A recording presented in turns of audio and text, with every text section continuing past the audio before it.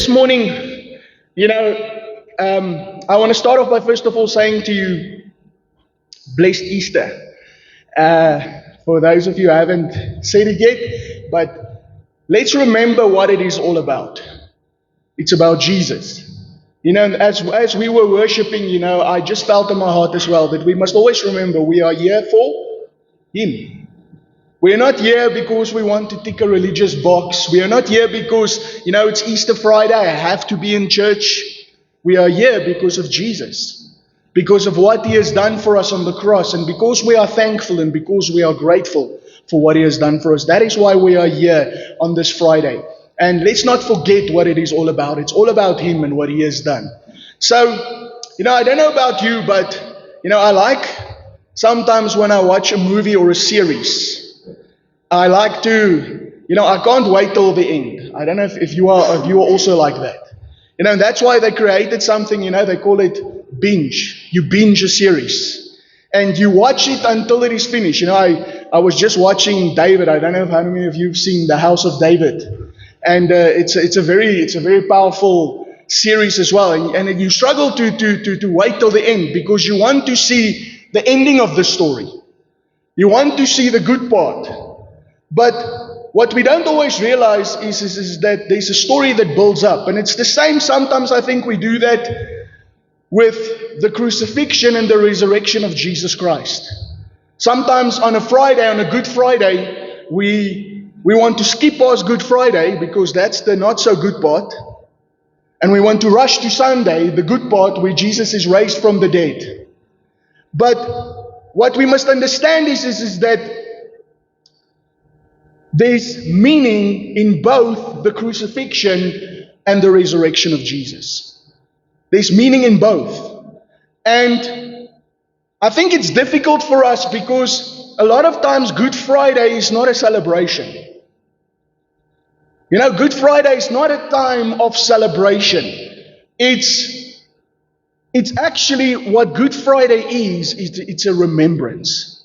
It is a time where we remember. Because there was no fireworks that night. When Jesus was crucified, there was no fireworks. There were no victory songs. There wasn't even an empty tomb yet. You see, it was a time of suffering for Jesus. And I think what Good Friday actually does is that it forces us to slow down. It forces us to slow down and to sit with the weight of the cost of what Jesus went through. And I want to say this to you this morning. It cost Jesus everything. I don't think we realize what it really cost Him, but it cost Him everything. And as we celebrate Good Friday, we face the cost before we celebrate the victory. And we have to look at the cost because before Sunday morning, there was Friday afternoon. Before resurrection, there was crucifixion. And on that day, the sky darkened and the earth seemed actually that it held its breath. And Jesus spoke these three words. And that's also the title of the message that I want to share with you this morning. He spoke these three words and He changed history and He changed everything. And the three words this: it is finished. And Good Friday, and this is what I want you to hear this morning, Good Friday reminds us that before there was a victory, there was a cost. There was a cost. And this morning, I don't want us to, we've heard those three words so many times, it is finished. But I don't want us to rush past those three words this morning. I want us to really sit under those words and understand what they truly mean. And this is what I want to share with you this morning. So, because until we can actually understand Good Friday, we don't really understand Easter weekend. We don't really understand what it all means. And I believe that Good Friday matters because it actually speaks directly to what we experience as people.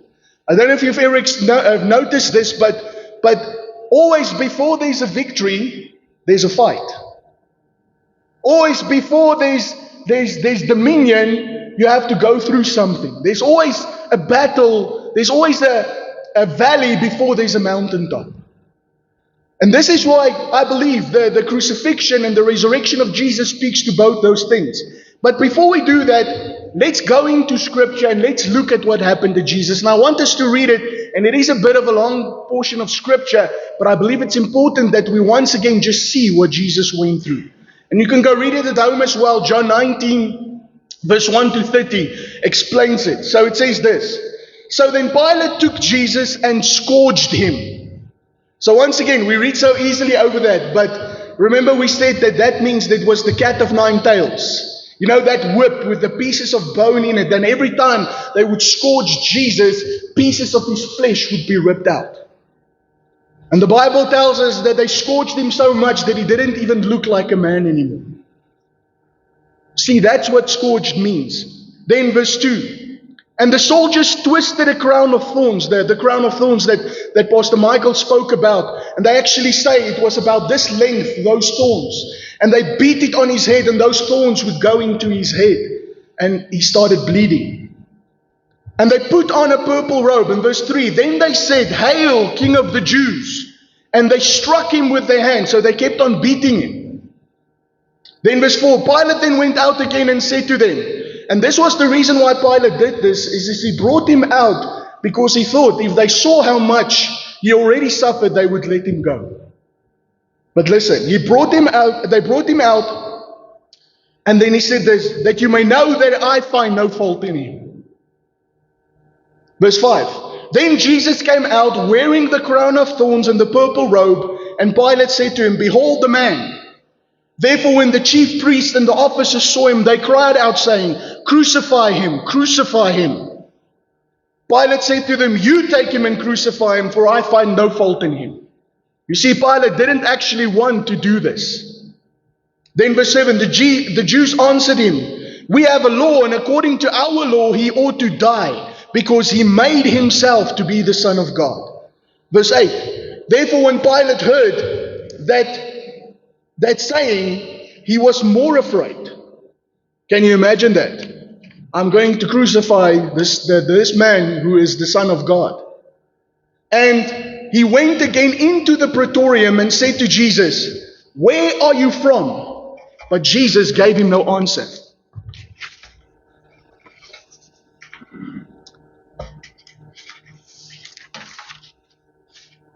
Then verse 10 it says, Then Pilate said to him, Are you not speaking to me? Do you not know that I have the power to crucify you and power to release you? Jesus answered, You could have no power at all against me unless it had been given to you from above. Therefore the one who delivered to me you has a greater sin. So Jesus actually had to lay down his life. They couldn't take his life. He laid it down. Pilate thought he had the power, but it was actually Jesus, even in that moment, who had all the power. Verse 12, from then on Pilate sought to release him, but the Jews cried out, saying, If you let this man go, you are not Caesar's friend. Who even makes himself a king speaks against Caesar. When Pilate therefore heard this saying, he brought Jesus out and sat down in the judgment seat in the place called the Pavement, but in Hebrew, Gabbatha. Now it was the preparation day of the Passover, and about the 6th hour, and he said to the Jews, Behold your king. And that is also because it's the preparation day. That's why we believe Jesus was crucified on a Friday. But they cried out, away with him, crucify him. Pilate said to him, Shall I crucify your king? The chief priest answered, We have no king but Caesar. Then he delivered them to be crucified. Then they took Jesus and led him away. And he, bearing his cross, went out to the place of the skull, which is called in Hebrew Golgotha, where they crucified him and 2 others with him, one on the other side and Jesus in the center. Now Pilate wrote on the title and put it on the cross, and writing was Jesus of Nazareth, the King of the Jews. And I've preached about that before, but if you look at that, actually in the Hebrew, it's an abbreviation actually for Yud Hey Vav Hey, which is Yahweh, which is God's name. So actually, without realizing it, they wrote on the cross, they wrote God. Yud Hey Vav Hey, God's name. And that's why you see there the priest actually came and they said, do not write the King of the Jews. But he said, I am the King of, because he said, I am the King of the Jews. But Pilate answered, what I have written, I have written. You see, they saw the Yahweh and they thought that they don't want them to say that. But that is what Pilate said, it is written already. Then the soldiers, when they had crucified Jesus, took his garments and made 4 parts, to each soldier a part, and also tunic. Now the tunic was without seam, woven from the top in one piece. They said therefore among themselves, let us not tear it, but cast lots for it, who it shall be, that the scripture might be fulfilled. They divided my garments among them, and my clothing cast lots. So we see that in the crucifixion, the Bible prophecies are fulfilled. Therefore the soldiers did these things, and after Jesus, knowing that all things were now accomplished, that the scripture might be fulfilled, he said, I thirst. Now the vessel full of sour wine was sitting there, and they filled a sponge with sour wine, put it on his hip, and put it to his mouth. Okay, and we'll continue further. But what I want you to notice is that this is what happened in the physical realm. This is what people could see with their eyes. But this is what happened in the spiritual realm. Isaiah 53, verse 4 to 6. It says, surely he has borne our griefs and carried our sorrows. Yet we esteemed him stricken, smitten by God and afflicted. Verse 5, but he was wounded for our transgressions. He was bruised for our iniquities. The chastisement for our peace was upon him, and by his stripes we are healed. All like sheep we have gone astray, we have turned everyone to his own way, and the Lord has laid on him the iniquity of us all. Okay, that's what happened in the spirit. That is what Jesus took our punishment, but they didn't know it yet. So after all of this happened, Jesus spoke these history-making, world-changing, life-transforming words. And he said in John 19 verse 30, he said, it is finished. He spoke these words, and the moment that he spoke that, it changed everything. It changed everything, and nothing was ever the same since that moment, that crucifixion, that Jesus spoke those words. But it is finished. You know, what do those words really mean? You know, I think what we need is we need to have a deep revelation. A personal revelation of what those words really mean. And not just what they mean for the average person. What do they mean for you? What do they mean for me? You know, make it personal. You know, I was asking God when I was preparing this, I was asking him, Lord, give me a revelation of what it means it is finished. Give me a revelation. Because we need to have that deep revelation. Because I think a lot of us are living with unfinished business. You see, most of us live with unfinished things, unfinished conversations, conversations that we know we should have, or that we should have had, but that we didn't have. Unresolved guilt. A lot of us are walking around with guilt about things of the past, things that we did, things that we said, and we're walking around with that guilt all the time. Lingering shame. Sometimes a lot of us have shame. We're walking around with shame in our lives over something that we did in the past. And all of this, regrets that we can't undo, things that we regret doing. And all of this is leaving us with a life that feels unfinished. It's a life that feels unfinished. And just because we walk around with all of this unfinished business, we assume that our relationship with God feels the same way. We feel in our relationship with God, there's unfinished business. And we say things like, you know what, I still have a long way to go. We feel like that in our relationship with God. I still have a long way to go. You know, God must be so disappointed in me. God must be so disappointed in me. Or, I never quite measure up. You know, we feel that all the time, all this weight. And what do we do when we feel like that? I don't know if you do this, but I do this. We try harder. You know, we try harder. We try to do more. You know, Lord, I know I made a mistake, but tomorrow I will pray 2 hours. Or I promise, Lord, I'll be in church on Sunday. And we promise to do better. And what do? We carry the weight. We carry all this weight with us. And it's the weight of unfinished things, the weight of unfinished conversations, the weight of unresolved guilt, the weight of shame, the weight of regrets. But then we come to Good Friday, and on Good Friday, where Jesus is hanging on the cross of Calvary, and he's bleeding, and he's broken, he says something that confronts all of our assumptions, and he says this: it is finished. You see, what we don't realize is that we always live as if everything depends on us. If I'm not going to do it, no one else is going to do it. And we take that even into our relationship with God. God, I know that you said this, but let me help you. We take it into our relationship with God. But I want you to listen to what Jesus said. He didn't say, I am finished. Okay, there's a difference between it is finished and I am finished. I am finished means that I've done my work. It is finished means the work is done. He also didn't say, I did my part, now you have to go do your part. Okay, but that is what we think he said. And we think he said, I did my part, now you take it from here. But that's not what he said. He said, it is finished. So say to the person next to you, it is finished. And that actually forces us with the question, what exactly did Jesus finish on the cross? What exactly did he finish on the cross?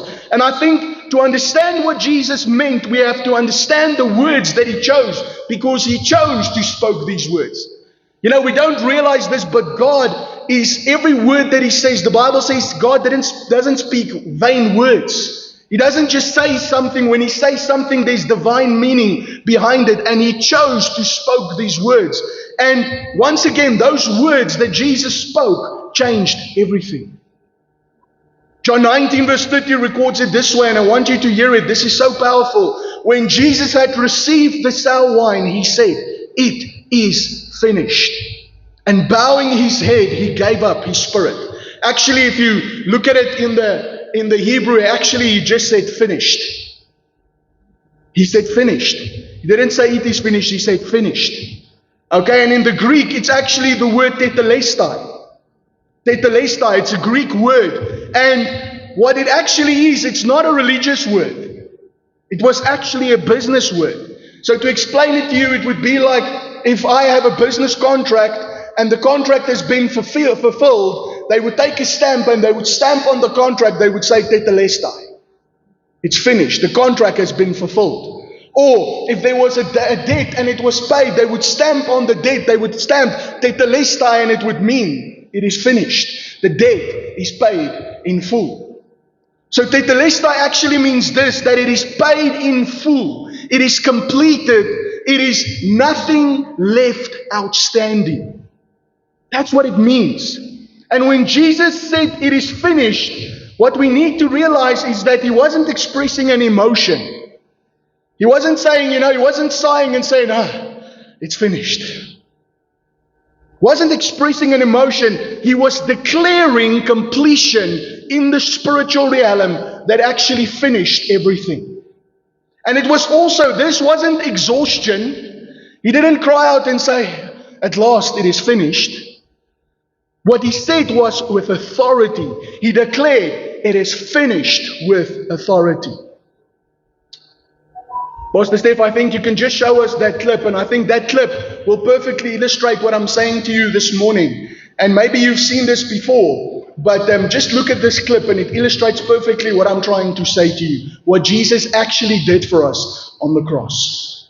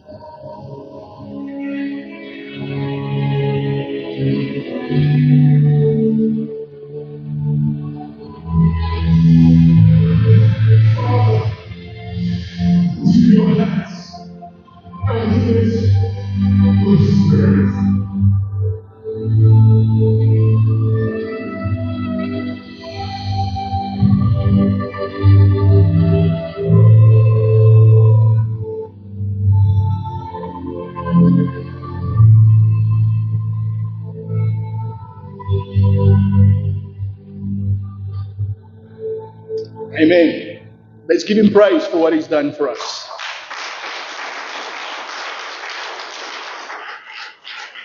You see, it is finished, and he spoke it with victory. You see, and when we read the word gospel, the good news that we talk about, the Greek word for gospel actually is the Greek word evangelion. And that word is not spiritual. It's not a spiritual word once again. We think it is a spiritual word, but it's a military word. And this is how that works. So imagine this. You had one city that in the Roman Empire that wanted to come against another city in the Roman Empire, and it wanted to destroy that city. So what they would do is that they would say, we are going to go out and we are going to kill, steal, and destroy that city. Does that sound familiar? Okay, so they wanted to go out, and all what they did is that city would then gather all of the fighting men of that city. They would gather them all together, and they would choose the strongest one of them as the champion, the best one to fight on behalf of the city. And then they were going to say, you pick your champion, we pick our champion, and they are going to fight against one another. You know, like in the story of David and Goliath. Okay, they picked a champion. And the outcome of that battle would then determine what would happen to the city. If your city won, then you would get life and life in abundance. If your city lost, you would get killing, stealing, and destroying. And it was determined by what happened with the champion. So they would go out for the battle, they would then fight, and if the city that won would then send out, they would actually then choose the fastest, one of the fastest guys that was in the city, and they would send him, after they've won, they would send him to the victorious city. And he would run to the city, and he would herald the victory. Now, do you know what they would call that person who would herald the victory? He's called an evangelist. Okay? And they would actually be sitting waiting in suspense. The whole city is waiting in suspense. What is happening? What is happening? What is happening with this battle? And then one day, as the evangelist runs into the city, and on the top of the mountain, on the crest of the mountain, they see him coming. What would happen is that he would shout something from the top of that mountain. He would start shouting something. He would say, "It is finished. It is finished." He would shout, "Tetelestai." And the people of the city would know that they didn't have to do anything, but the champion has won the battle for them. And instead of being killed, stolen from, and destroyed, they would get life, and they would get it in abundance. Now, let's go back to Jesus. You know, when Jesus is on the cross and he hangs on the cross with those nail-pierced hands, and he cries out on the cross, "It is finished, tetelestai." He was actually saying, the debt of your sin is fully paid. The judgment for your sin was fully served. And then he was saying this, and this is my favorite one. It was a battle cry that he was actually saying, and the Bible talks about it in Colossians, and he says he defeated principalities and powers and rulers. He disarmed them, and he accomplished this on their behalf. And he would actually be like he was saying that I am the serpent crusher, and I trampled on the head of the serpent on your behalf, and I defeated him on your behalf. And that because of all of this, it is finished. And you know what happened? The devil actually got a PhD that day. And the PhD is not a doctorate, it's actually permanent head damage. Okay, and that is what he did. He defeated the enemy on our behalf. And it was so costly, but it was so essential that we need to know what he did. So there are three things that I'm just going to very quickly share with you. The first thing that he finished, that he paid, was the debt of sin. You see, sin is more than a mistake. Sometimes we think, I sinned, I made a mistake. But this is the thing about sin. Sin always demands payment. It always demands payment. It doesn't require intention. No, I didn't mean to do it. It doesn't demand effort. I'm going to try to do better. But it requires payment. Sin always requires payment. And in the old system in the Bible, it's very clear. The Old Testament said this very clear. It said life for life. It meant blood for blood. If I sinned, the punishment that I deserve is death. Finished. That is the punishment for sin. And the Bible tells us all of us have sinned and fall short of the glory of God. But on the cross, Jesus absorbed our guilt, our shame, our punishment. He absorbed it on him. And Isaiah 53 verse 5 says that. But he was wounded for our transgressions. He was bruised for our iniquities. The chastisement for our peace, our shalom, our nothing missing, nothing broken, nothing lacking, was upon him.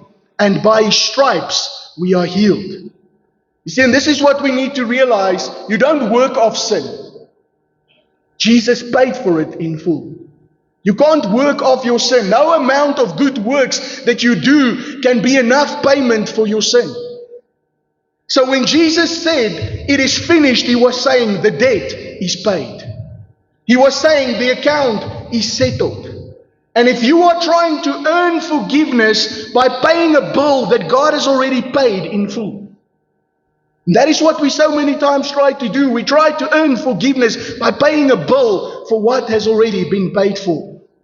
And I want you to know this, that the cross didn't just settle our personal debt. It ended an entire system.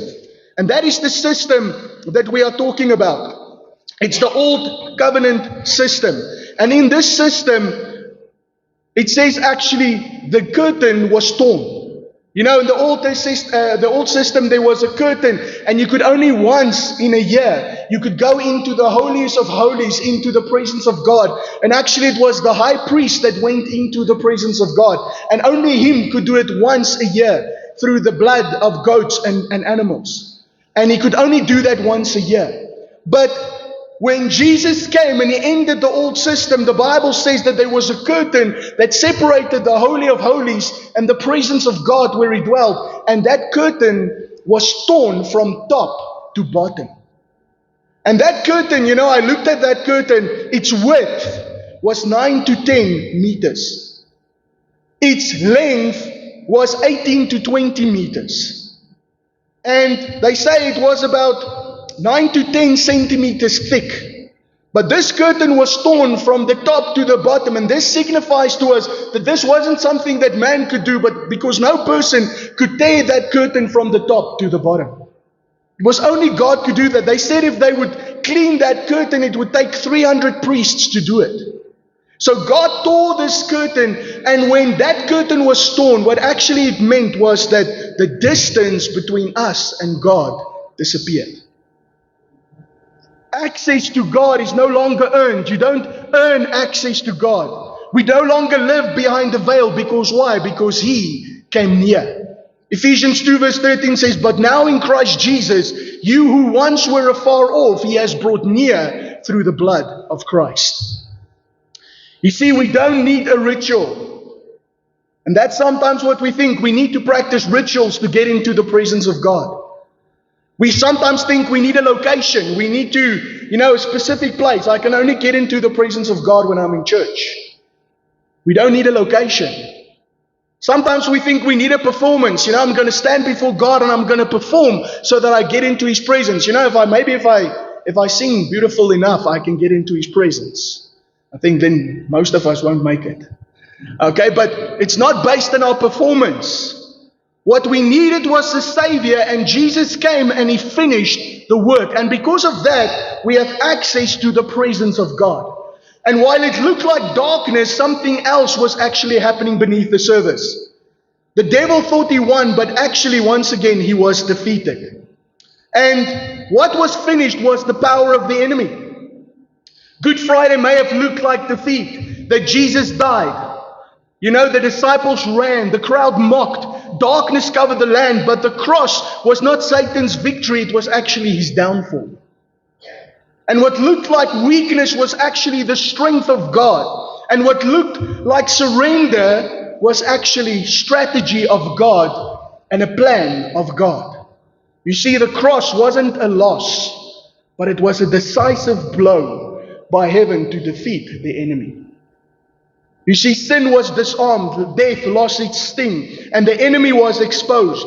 The serpent who struck the heel, his head was crushed. Genesis 3 verse 15 actually prophesied about that. It said that you will bite her child's foot, but he will crush your head. He crushed the enemy's head. I want to say to you this morning, if all of this is true, then it requires a response from us. If we believe that Jesus became the punishment for our sin, if we believe the enemy was defeated, if we believe we have access into the presence of God, then it requires a response from us. And that brings me to the question, why does Good Friday matter? Because many of us believe that Jesus died, but we live like the work is unfinished. We carry the guilt He carried. We fear the judgment that He faced. We strive for approval that He already secured. And we don't have to carry the guilt anymore. We are not judged because He was judged. And you don't have to earn His approval because He has already given it to you. And you see what that is called? That is called grace. You see, what we deserve is the punishment of sin, which is death. That is what we deserve. Every person deserves the punishment of death. But what happened is that the moment that I realized that which I did not deserve, Jesus took upon Himself, then all of a sudden my heart becomes grateful. And because my heart becomes grateful, I live a life of grace, of thankfulness. And I say, thank you, Lord, for what you did for me. And it changes me from the inside out. You see, because this is the thing. Obedience doesn't earn love. It flows from love. You see, and that sometimes we think that if I'm obedient to God, then He will love me. But when I know God loves me, then I want to be obedient. So this morning, it's not just about understanding more, because we can share a lot of things with you this morning to understand about the crucifixion, to understand about what happened. But what we need is not just more understanding. What we need is more surrendering. You see, how do we respond to that morning? How do we respond to Good Friday? You see, once again, Good Friday doesn't call for applause. God doesn't want our applause. He didn't do it so that we can applaud Him and say, Lord, well done. God is not after our applause. God doesn't need our applause. He wants us to surrender. He wants us to stop striving. He wants us to stop pretending. Stop carrying the weight that Jesus has already carried on your behalf. We don't add to what Jesus finished, we receive it. And the cross is the final word on our worth. And I close with this. When Jesus said it is finished, He wasn't ending His life. He fulfilled a mission. It was a mission that He fulfilled. He rescued us, He redeemed us, He restored us. And this morning, I don't want us to just rush to Sunday. Don't just rush to Sunday to the resurrection, but remain at the cross. Go sit at the feet of the cross, because we remember that before hope, there was the sacrifice of Jesus. Before victory, there had to be a surrender to the plan of God. Surrender, and this is what I want to encourage you this morning. Surrender to what He has done. Receive it in your life. Receive the life and the abundance that He paid for you with His precious blood. Receive His sacrifice, and not someone else. You receive it for yourself personally, because He paid for it. Because nothing was left undone. Nothing was left undone. So there's nothing left for you to prove this morning. And from the cross, Jesus spoke this final word, and He said, it is finished. So this morning, let us remember what He did. Let us receive what He did. And let us rest in what He did. Let's pray. Father God, we come this morning in the name of Jesus, Father, and we just come into this place this morning, into your presence. And Father, I thank you that you are here this morning. Father, you are here, Father. Jesus, you are here. And Lord, as we celebrate what you did on the cross of Calvary, as we celebrate the price that you paid, as we remember what you did, Father God, Lord, like I said this morning, let us not run past quickly by it, but let us sit under the cross this morning. Lord Jesus, we know that we actually deserved that punishment. We deserved the judgment of God. We deserved the punishment of death. That is what all of us deserve, because Father, the word says that all of us have sinned and fallen short of the glory of God. Lord, we deserve that punishment. But Lord, this morning you said, you came and you showed us grace. You showed us mercy. You said to us, I paid the price on your behalf. And not only did I pay it, but I paid it in full. I said, tetelestai. I said, it is finished. The price has been paid in full. But now what we have to do this morning is, Lord, even though you paid the price in full, we have to respond to that. We have to respond to what you've done. And Lord, there's only a few ways that we can respond, Lord. And one of the ways that we need to respond in, Lord, is to say, Lord, we receive it. We receive it, Lord. And that is why this morning, in order for the crucifixion of Jesus to mean something in your life, you have to receive what He has done in your life. You have to receive it. If you don't receive it, it won't change anything in your life. So this morning I want to declare to you that your sin has been paid for. Your sin has been dealt with. Your sickness has been dealt with. Your poverty has been dealt with. But you need to receive what He did for you on the cross this morning. The first step to receiving that is to make Jesus Christ your Lord and Savior. To receive the price that He made on your behalf. To receive the price that He paid on your behalf. You have to receive it this morning. And the way to receive it is to do what He said in the Bible. He said that all who calls upon the name of the Lord shall be saved. In order for you to be saved, you need to call upon that name. And this morning I believe that you are here in this place, not by accident, not just as a result of doing something religiously, but God placed you and He called you here this morning to be here by divine purpose. And that is why this morning He sent you here so that you can be saved, so that your life can be transformed. And maybe this morning there are people in this place, you've forgotten the sacrifice of Jesus. You've forgotten what He has done for you on the cross. You've forgotten that He has paid the price for your sins. And this morning you need to receive it, or receive it afresh. So if there's anyone in this place this morning, if you have not yet made Jesus Christ the Lord of your life, if you have not made Him the Lord of your life, if you have not received His payment for sins, I want you to just put up your hand quickly. There's no one looking around. This is a moment between you and God. If you need to accept that, just put up your hand this morning. Just put up your hand this morning. He's calling you. He's paid the price for your sin. He's already paid the price, but you need to receive it this morning.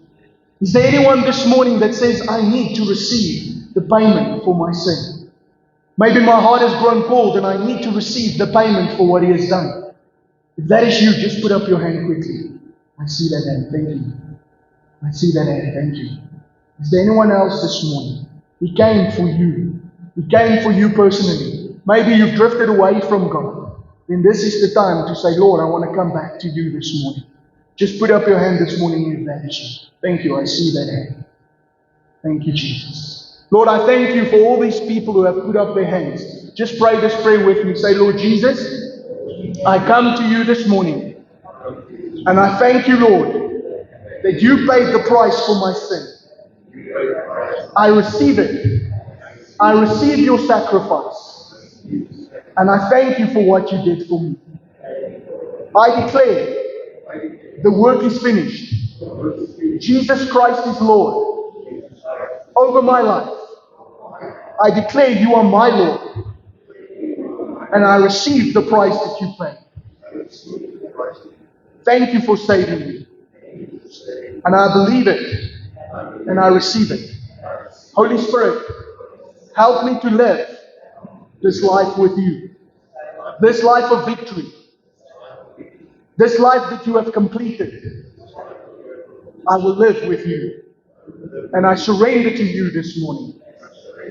In Jesus' name. Father, I pray for everyone this morning, Lord, who needs to surrender at the cross as well. At the finished work of Jesus, I pray that they will receive the power of the finished work in their lives, Lord, that they will see it, Father, that they will rest at the foot of the cross, and that they will experience the surrender, Lord Jesus, of surrendering to you and living the life of overflowing that comes from that place of surrender. And we thank you for it, Father, and we give you the praise, the glory, and the honor. And Lord, we look forward, Lord, to this coming Sunday, Lord, as we celebrate what you did for us on the resurrection. And we give you the glory, the praise, and the honor in Jesus' name. Everybody say, Amen.